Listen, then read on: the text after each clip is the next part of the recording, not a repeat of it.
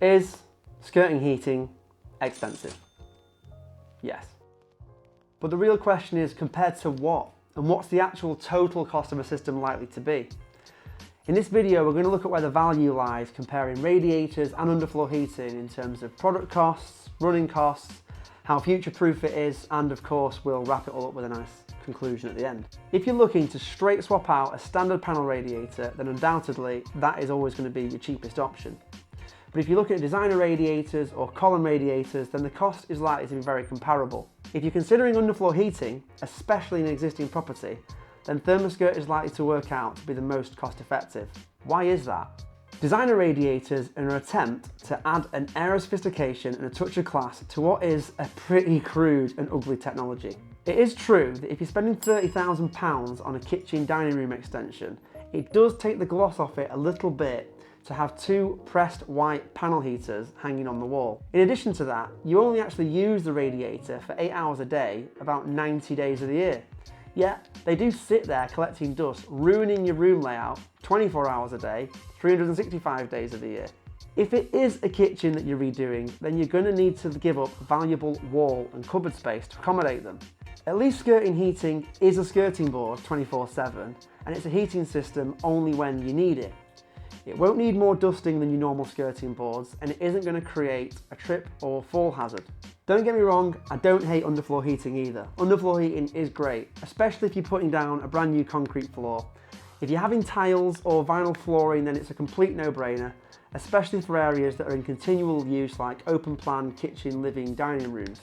However, digging up existing floors and throwing away all your floor coverings while you're at it, then covering your heating with wood or carpet will impact the performance from an energy and usability standpoint, not to mention all the disruption and dust that's going to go with it. Everybody extols the virtues and amazing insulation properties of timber, whether it's a Scandi log bill or cross-laminated timber modular home, and then heating engineers seem to get a little bit of brain fade when it comes to fitting timber floor over underfloor heating, or even worse, laying it under a chipboard floor and then putting underlay and carpet over the top of that. Many underfloor heating providers recommend low-tile carpets to ensure adequate performance. Low-tile carpets are about 2.5, including the underlay, which really means that if you're expecting a nice foot-hugging thick pile carpet in your bedroom, your heating system will ultimately be affected and the performance of your energy will go down. If you're doing a new build, extension or a major refurb, you will still need to buy, fit and paint skirting boards.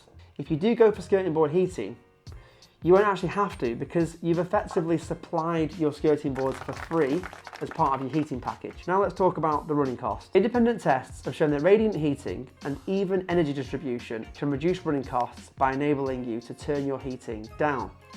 It's why so many customers swear by their underfloor heating. Usually, why the bloody hell is my heating so slow to respond?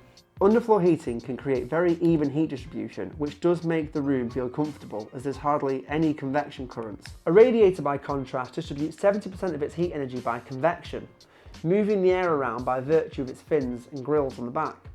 It's one of the reasons why you get dust marks on the wall immediately above a radiator, and it's why putting a shelf over one can reduce its effectiveness by 30%. If you actually put it in one of those box-in covers, it can reduce your energy up to 40%. ThermaSkirt, like underfloor heating, is almost entirely radiant heat, which is also much more widely distributed around the room. So you've got no drafts and you've got no hot and cold spots. This can lead to energy savings of around 13%. You see, when it comes to heating, your heating system is not heating you up. A typically well-heated room is around 20 to 20 degrees C, and you, on the surface, are around 36 degrees C. So technically, it's you that's taking heat from the room and not the other way around. So let's talk about the future and future-proofing your heating system. From 2026, all new build heating systems or heating systems installed in large refurbs, they'll need to be designed to run at 55 degrees or less. Most gas boilers and radiators currently are designed to run at 65 to 75. So why? Well, the Building Research Establishment, BRE, they underpin most of the improvements in the UK building standard. They stated that running a gas or an oil boiler at 55 degrees or less can reduce the running costs by around 3%. So if you want to maximise energy efficiency and reduce your running costs by around 15%, you can either replace your radiators with 30% bigger ones so that they deliver the same heat at 55 degrees C, You can rip up all your floors and carpets and smash holes in your walls to get pipework back to a manifold for underfloor heating, or you can ThermaSkirt your rooms, which, being aluminium, means it's got a much larger surface area, a much better distribution of heat than a steel radiator, and it will perform perfectly well at 55 degrees C or below. Heat pumps. A lot's made of heat pumps and the plans to replace gas boilers in the future with ground or air source heat pumps. Underfloor heating and ThermaSkirt, for the reasons I just explained, are perfectly suited to low flow temperature heating systems. Neither of them will take up valuable wall and kitchen space. Much is made of heat pumps and the plans to replace gas boilers with ground or air source heat pumps by 2035. Underfloor heating and ThermaSkirt, for the reasons I've just explained, are perfectly suited for low flow temperature heating systems, and neither of them will take up valuable wall space and kitchen unit space. If it is a retrofit project, then ThermaSkirt will certainly be more cost effective and less disruptive to install than underfloor heating. And there is one additional advantage that ThermaSkirt offers that very few systems do.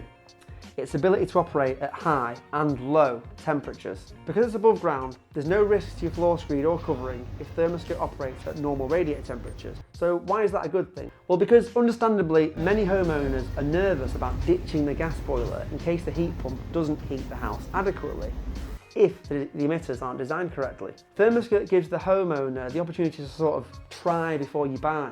If you make your home heat pump ready by reconfiguring your pipework and installing a cylinder, then assuming that your house is suitably insulated, you can actually turn your gas boiler right down to 50 degrees or even 45 degrees.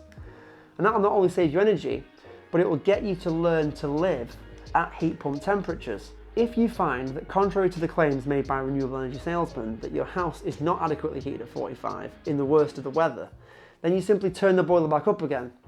There are even weather compensation kits available for most modern boilers, and they automatically modulate the boiler temperature depending on the outside temperature.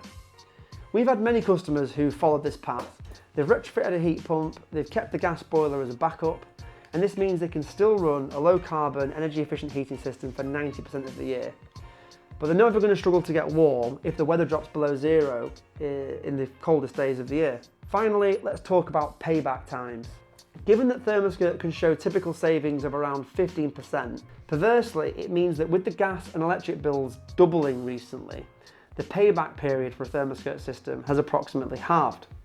So when you compare the cost of ThermaSkirt to standard radiators, it might seem more expensive, but it is best to bear in mind that your radiators and skirting boards will cost nothing. So compare the total costs to each other and don't make the error of comparing the cost of ThermaSkirt to doing absolutely nothing. Fitting the ThermaSkirt can help reduce your fuel bills, so perhaps calculate what 10 to 15% saving per year is worth to you. From a building perspective, most floor and wall space is worth between £1,000 and £3,000 a square metre. I mean, admittedly, £3,000 a square metre is London. If you're a developer or a house builder, what does that space saving mean to you in terms of value? Finally, don't forget the costs of your floor coverings, especially if you're considering underfloor heating. If you are taking up existing floors or you want to fit engineered wood or laminate that is suitable for underfloor heating, it is more expensive per metre squared, and normal, comfortable carpets will stifle the performance. Only ThermaSkirt gives you the option to run a boiler or a heat pump on the same system with no further changes, so why not try before you buy that heat pump? The main point is to do the maths. Given everything that I've just discussed and the improvements in hygiene and health, with no dust in the air, the elimination of trip and fall hazards, and a robust skirting board that should never need painting, we might need to rethink our initial statement. On the contrary, skirting heating is not expensive. When you tot it all up, it's an absolute bargain.